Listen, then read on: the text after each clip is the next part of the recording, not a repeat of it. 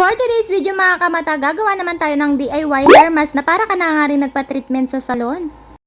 At eto nga mga kamata ay super dry na naman nga ng aking buhok. As you can see nga mga Mars, lalo na nga itong nasa bandang dulo ay super dry na nga talaga. Pero dahil wala pa nga akong budget para magpasalon ay magdi-DIY muna ako. Bali ang kakailanganin lang natin ay isang itlog at isang cream silk. Bali gold nga pala na cream silk yung gagamitin ko dahil with keratin na nga ito and repair damage na rin siya. Pero kahit anong color naman ng cream silk ay pwede naman. Sigurado ang tanong nga ng karamihan, bakit nga itlog ang ating lalagay? Syempre, di ba ang itlog, alam naman natin na mayaman siya sa rich and protein. Dahil malakas nga sa protein tong itlog ay nakakatulong nga din siya na magtanggal ng dry sa ating mga buhok. Subok ko na nga rin talaga to dahil twice ko na nga rin siyang gagawin. At maisasuggest ko nga rin sa inyo yung kape with cream silk na nireview ko nga sa inyo dati. Parehas ko na nga silang subok kaya naman alam kong parehas nga silang nakakatanggal talaga ng dry. At the same time parehas talaga silang nakaka-straight. Bali na paghalo ko na nga pala itong itlog at cream silk kaya naman i-apply ko na nga sa aking buhok. Bali kamay ko na nga lang pala yung gagamitin ko para mas ma-apply ko nga siya ng mabuti. At kung tatanungin nyo nga yung amoy kung mabaho nga, ang sagot ko po ay hindi po. Dahil mas nangingibabaw pa nga rin talaga yung amoy ng cream silk kisa sa itlog. Bali yung pinakadulo nga pala ng buhok ko, yung pinaka nilalagyan ko dahil yun nga ang pinaka dry. At para malagyan nga lahat ng buhok ko ay nagpatulong na nga ako maglagay. At kapag nai-apply na nga natin siya lahat ay patutuyuin nga lang natin siya ng 5 to 10 minutes. At suggest ko nga sa inyo na wag nyo nga siyang masyadong patatagalin sa ating buhok dahil alam nyo naman yung itlog ay medyo malagkit. Kapag tumagal nga at natuyo ay syempre medyo titigas na siya. Kaya naman ay suggest na 5 minutes nyo nga lang siyang ibababad. At isa nga din sa magandang benefits ng itlog ay maganda nga rin siya para sa mga naglalagas ang buhok na katulad ko. At eto nga papatuyuin ko na nga lang siya at tumutok na nga ako dito sa may electric pan para madali ngang matuyo. At eto na nga mga kamata, fast forward na nga. At eto nga malapit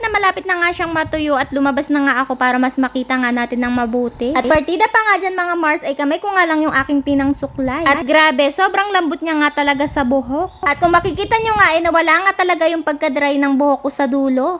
At eto na nga yung naging resulta ng ating DIY hair mask gamit lang ang itlog at cream silk. O diba, mapapawaw ka na nga lang talaga sa ganda ng resulta na para ka na nga rin talagang nagpa-treatment sa salon. Mapapakanta ka pa talaga ng igalaw mo sumusunod.